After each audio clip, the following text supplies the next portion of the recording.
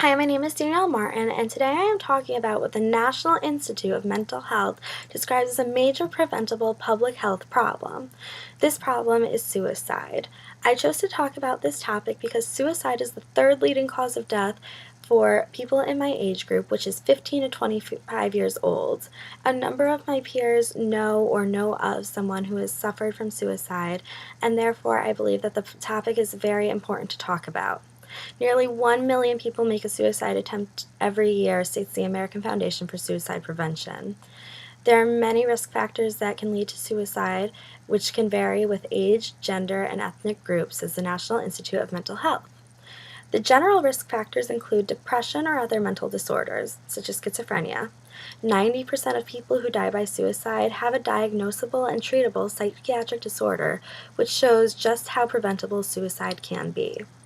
Another risk factor is substance abuse disorders, prior attempts at suicide, exposure to firearms, which is an example of why those in the military are often exposed to another risk factor, which is suicide by peers, family.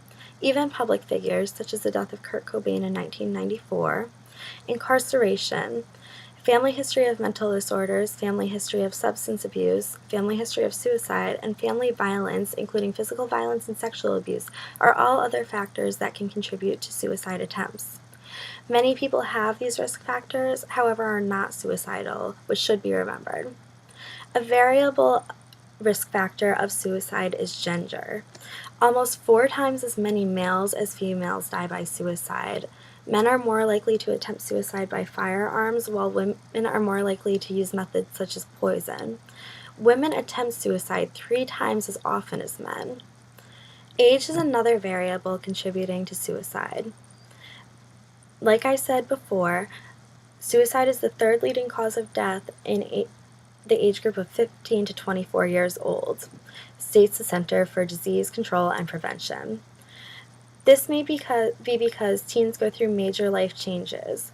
This can include major life changes with themselves, such as going through puberty, or parents' divorce, moving, a parent leaving home due to military service, parental separation for any reason, financial changes, even moving to college, says kidshealth.org.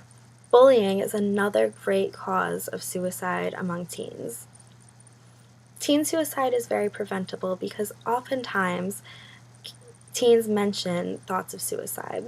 They will either talk about suicide or death in general, give hints that they may not be around anymore, talk about feeling hopeless or guilty, pulling away from friends or family, which is a symptom of depression, writing songs, poetry, or letters about death, separation, and loss are other signs of risk factors for suicide in teens.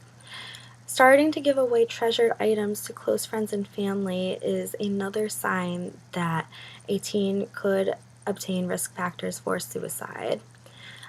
A loss of desire to take part in favorite activities or playing sports that the teen once enjoyed is another sign of depression, which could lead to suicide.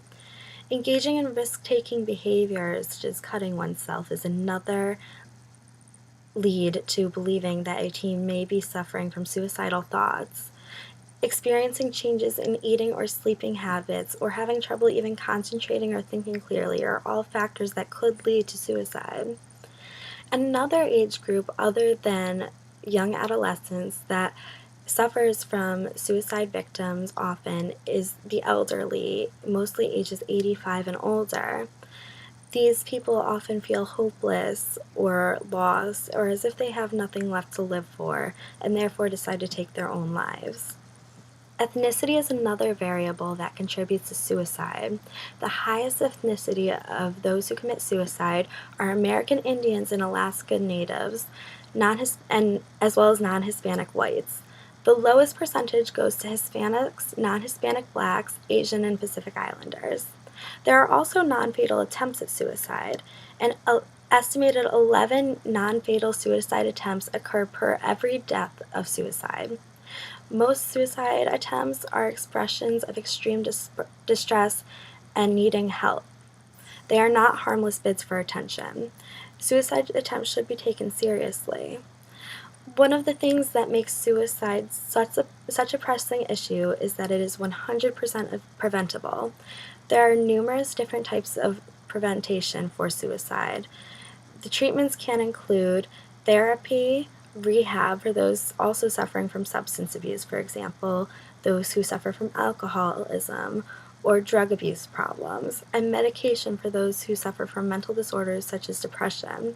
If you know someone suffering from suicide, make sure not to ignore it. Lend them a friendly ear and offer them the help that they need and suggest to them different treatment methods. Always stay by their side and do not ever leave these people alone. Thank you for listening.